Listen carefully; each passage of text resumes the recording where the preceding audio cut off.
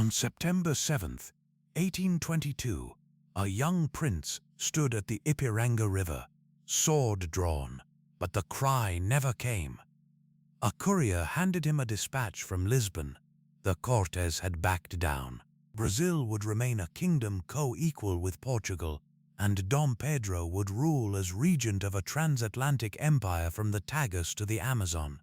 That letter, buried in archives for 2 centuries, marks the hinge point.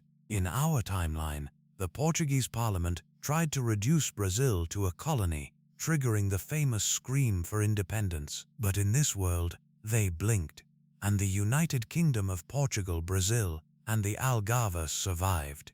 What does a unified Lusophone superstate look like? It begins with a capital that never moved back across the ocean. Rio de Janeiro, the Braganza court seat since 1808, remained the imperial capital. Lisbon became a provincial center, proud, still Portuguese, but eclipsed by the tropical metropolis. The old nobility, exiled since Napoleon, stayed in Rio. They built palaces, funded coffee plantations, married into Brazilian landowning families. The result, a hybrid elite, European titles married to New World wealth, a court speaking with a Brazilian accent. The consequences for the slave trade were immediate. Portugal had banned the trade north of the equator in 1815 under British pressure, but enforcement was thin. Now, with the court in Rio and Brazilian planters dominating the economy, the empire dragged its feet. The British Royal Navy faced not a weak Portugal, but a unified kingdom, controlling both sides of the ocean. London could no longer bully Lisbon. There was a single sovereign with its own navy. If that single shift, the capital staying in Rio, rewrote the Atlantic, smash that like button and subscribe. Tell me in the comments which alternate history you want next, a never-split Scandinavia or a surviving Habsburg Austria. By 1830, the empire faced its first internal crisis. Lisbon's liberal parliament pushed for gradual abolition across the whole kingdom. Brazilian planters resisted violently. For a moment, the union seemed ready to crack. A civil war between abolitionist North and slave-holding South. But Dom Pedro, now Emperor Pedro I, brokered a compromise. Gradual emancipation over 30 years, compensation for slaveholders, a ban on the transatlantic slave trade by 1840. It was messy, incomplete, deeply unjust, but it kept the empire intact. With domestic peace restored, the empire turned outward. Spanish America, racked by revolutions, looked fragile. The United Kingdom backed monarchist factions, supporting Agustín de Iturbide in Mexico, intervening in the Platine region, offering refuge to ousted royals. In 1845, a combined Portuguese-Brazilian fleet blockaded Buenos Aires, forcing Argentina to recognize Uruguay's independence, which became a client state of Rio. The dream of a South American Monroe Doctrine, written in Portuguese, began to take shape.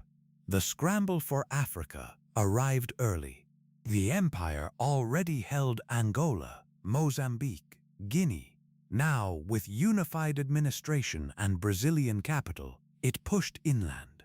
In the 1880s, explorers crossed from Luanda to Maputo, claiming the Pink Map, a corridor linking the two coasts.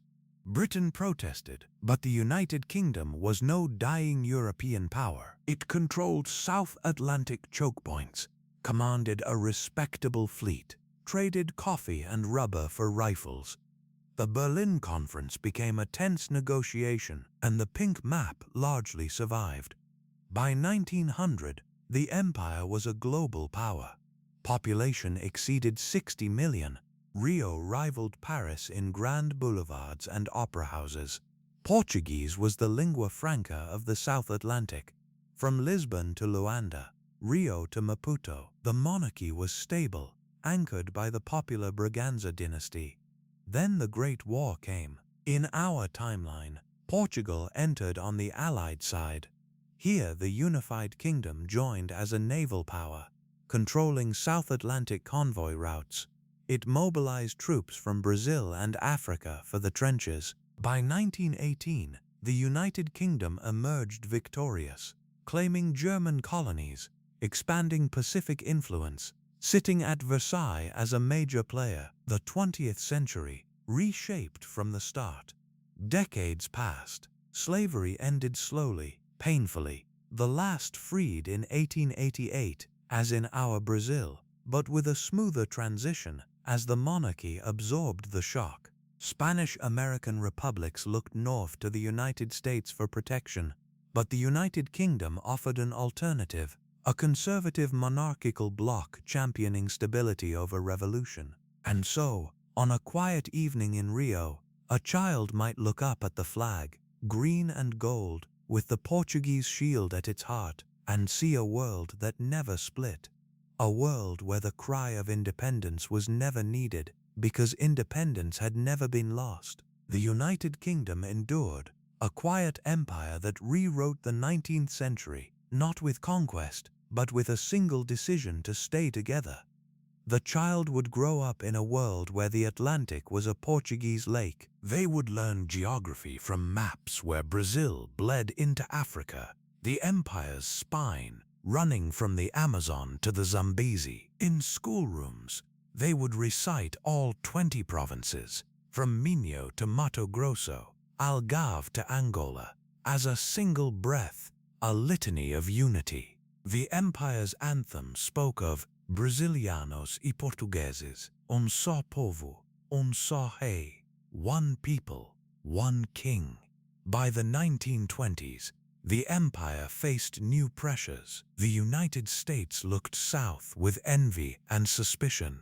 The Monroe Doctrine had always been a dead letter against the United Kingdom. How could it apply to a power that was itself American? The empire's diplomats played this card skillfully. We are not a European power meddling in the New World. We are the New World's oldest kingdom, with roots in both hemispheres. The child, now a young adult in the 1930s, would witness the empire's golden age. Rio's harbor bristled with merchant ships and warships.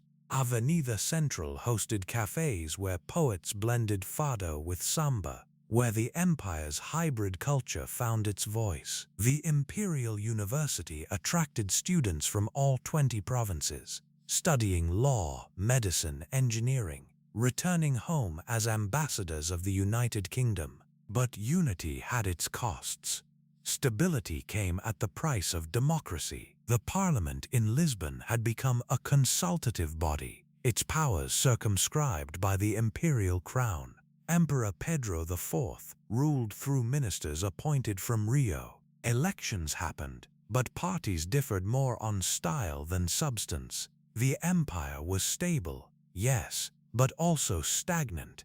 A beautiful palace with locked doors. The young adult would join secret societies whispering of republicanism, of democracy. They would read forbidden pamphlets praising the American experiment, condemning the empire as enlightened despotism in tropical dress. The empire's police watched, noting names, meetings, dreams of a different world. And so the empire, born from a letter that never needed to be a cry, faced its greatest test, not from without, but from within. The child who had looked up at the flag, who had learned the provinces as a single breath, now wondered if unity was enough, if stability was enough, if the quiet empire, for all its grandeur, had forgotten how to change. The answer, as the 1940s dawned with war clouds over Europe, remained unwritten. The empire's battleships patrolled the South Atlantic, waiting for orders. The young student, now a journalist, wrote articles questioning the empire's future. The emperor, aging in his palace, wondered if his great-grandfather's compromise had been a gift or a curse. The story continued. The empire endured, as empires do, until they don't. The child grew up, as children do, until they must choose. And the flag, green and gold, with the Portuguese shield at its heart, snapped in the tropical breeze, a symbol of a world that had chosen unity and now had to live with the consequences.